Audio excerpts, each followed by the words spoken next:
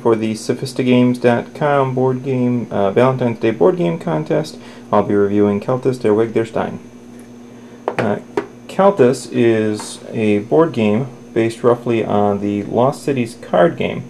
Keltis der Weg der Steine is then derived from that and is similar in mechanics but much lighter and much quicker. Plays about 10 to 15 minutes. What you've got is a set of 55 tiles that you turn face down at the start of the game. Within these tiles you've got 5 suits represented by 5 different colors, and within each suit you've got numbered tiles 0 through 10. You'll also note some symbols on some of the tiles that I'll explain later. On your turn you get to do one of two things. The first thing you can do is you can take a tile, turn it face up, and then choose if you want to keep that tile or leave it face up for someone else to take later. If you choose to take it, you bring it over, and if you don't have any tiles of that color already, you simply start your new row.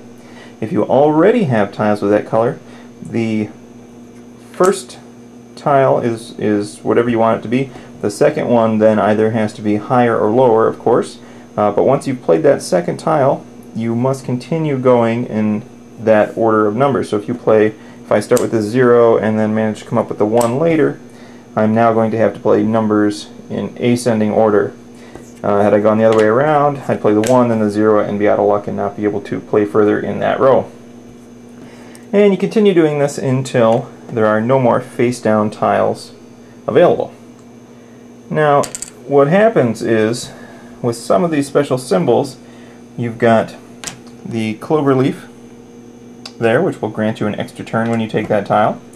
You've got the wishing stone, which is worth bonus points in a scale I'll explain in a minute. And then some of these are just worth a number of points printed right on them in that little green square. At the end of the game, you score each row based on this card provided. The left-hand column shows you what points you score for the colored columns.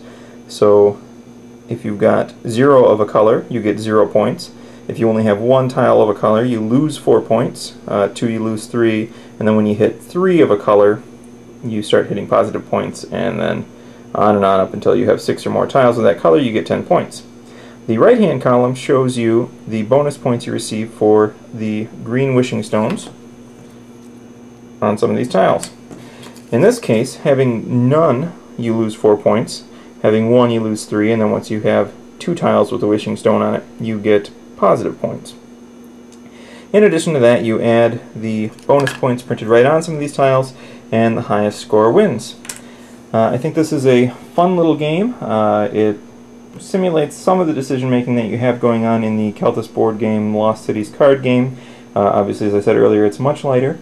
It doesn't take nearly as much time as one of those can take. It's really, I've played games finishing in about 5 minutes to 10 minutes to topping out at 15 max, but that's with a much more social atmosphere, chatting around the table and whatnot. That is it. As a personal note, to facilitate an easier setup and teardown, I actually provided a drawstring bag for myself, and you just pull it right out of the box and it's ready to go. That is Keltis der Weg der Steine.